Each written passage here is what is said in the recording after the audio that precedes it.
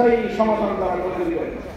আমরা সেই সমাধানের অপেক্ষায় প্রবল করছিলাম, কিন্তু ওই ঘাপটি মেরে বসে থাকা ইসলাম বিদ্বেষী চলেরা চায় না এদেশে তবলিগ দিয়ে চলমান এই সমস্যার স্থায়ী সমাধান। স্পষ্ট ভাষায় বলতে চাই, বাংলাদেশে ইসলাম বিদ্বেষী এই চলমান শান্তিপ্রিয় প্রক্রিয়ার প্রথম দুশ্মন হল খোদাবশ, দ্বিতীয় দুশ্মন হল নাজমুল করিম। গাজীপুরের পুলিশ কমিশনার এবং বর্তমান সরকারের এই স্বরাষ্ট্র মন্ত্রণালয়ের খণ্ডিত দায়িত্বের অংশ হিসেবে যিনি দায়িত্ব পালন করছেন, এই খোদাবশ এবং নাজমুল করিমকে অপসারণ করতে হবে। সকল দায়িত্ব তাদেরকে বহন করতে হবে। আমরা পরিষ্কার ভাষায় বলছি, আমাদেরকে বিগত দিনে তোমরা হেফাজত করে গাড়ি মনে আছে কথাগুলা?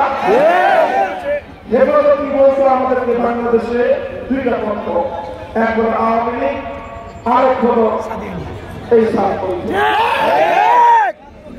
তোমরা এতদিন পর্যন্ত আওয়ামী লীগের সুরে সুর মিলিয়ে আমাদেরকে হেফাজতে করে গাড়ি দিয়েছে। হেফাজত কি জিনিসটার কারণে হেফাজতে ইসলাম হল বাংলাদেশে ইসলাম এবং মুসলমানদের সত্যিকার দায়িত্বশীল সংগঠন। আমরা ধৈর্যের সাথে সহনশীলতার সাথে সকল পরিস্থিতিকে মোকাবেলা করার চেষ্টা করছি। আমরা চলমান এই সংকট প্রথমে আলোচনার টেবিলে আলোচনার মাধ্যমে মীমাংসা করার চেষ্টা করেছি। আমরা যখন আলোচনায় গিয়েছি, আমাদের এই আলোচনার উদ্যোগকে, আমাদের এই সহনশীলতাকে তারা আমাদের দুর্বলতা করেছিল।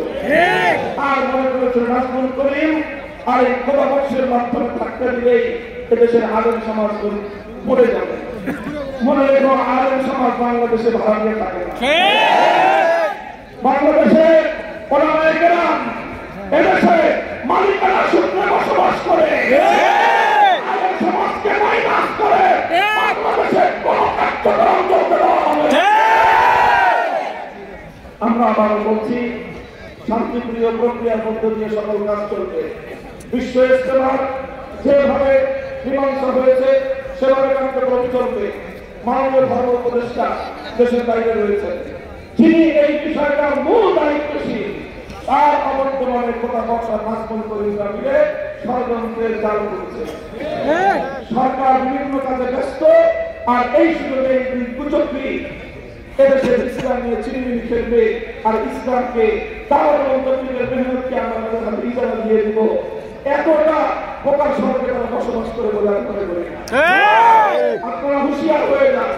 প্রশাসনের ঘাটতি মেরে বসে থেকে যারা ইসলামকে আলেম সমাজকে আপনাদের ঘায়েল করতে চান, আপনারা আমরা আপনাদের কোন ষড়যন্ত্র ইনশাআল্লাহ বাস্তবায়িত হতে দেব না। আপনাদের সাথে বন্ধুগণ, আমাদের বক্তব্য আর খুব বেশি কিছু নয়। আমরা চাই যে সরকারিভাবে যে উদ্যোগের আশ্বাস আমাদেরকে দেওয়া হয়েছে, আমরা আলেম সমাজের পক্ষ থেকে আহ্বান জানাই, এইভাবে মোকাবেলায় না গিয়ে, সংঘাতে না জড়িয়ে আসো, আলোচনার মাধ্যমে সমস্যার সমাধান করে কার্যক্রম পরিচালনা করা হবে। ইসলামের যে কোনো কাজ পরিচালনা করতে হলে আলেম সমাজের তত্ত্বাবধান জরুরি, আলেম সমাজের পরামর্শ জরুরি। তাদের তত্ত্বাবধানের বাইরে, তাদের পরামর্শের বাইরে ইসলাম ধর্মীয় কোন কাজ সুচারুরূপে চলতে পারে না।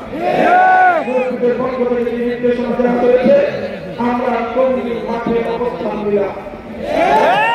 যদি আমাদেরকে ইজতেমার জন্য যে তারিখ ঘোষণা করা হয়েছে সরকারিভাবে, এই তারিখের পূর্বে যদি কেউ আমাদেরকে আমাদের শান্তিপূর্ণ অবস্থানে এসে কোন ধরনের বাধা সৃষ্টি করতে চায়, উদ্ভূত পরিস্থিতির জন্য খোদাবশ নাজমুল করিম সহ তার পেশাদাররা সেজন্য দায়ী থাকে। আমরা রক্ত দিয়েছি, আবার রক্ত দেব। কোন অবস্থাতেই আত্মহত্যার পর থেকে একজন পরিবার আমরা সরে দাঁড়াবো। স্বার্থ রক্ষা করে ইসলামের প্রতিটি বিষয়ে আলেম ওলামাদের প্রদত্ত সিদ্ধান্ত কার্যকর করে তবে আমরা ক্ষান্ত হবে ইনশাআল্লাহ। আসসালামু আলাইকুম ওয়া রাহমাতুল্লাহ। মুহতারাম হাজিরিন, আমি ক্ষমা চেয়ে নিচ্ছি।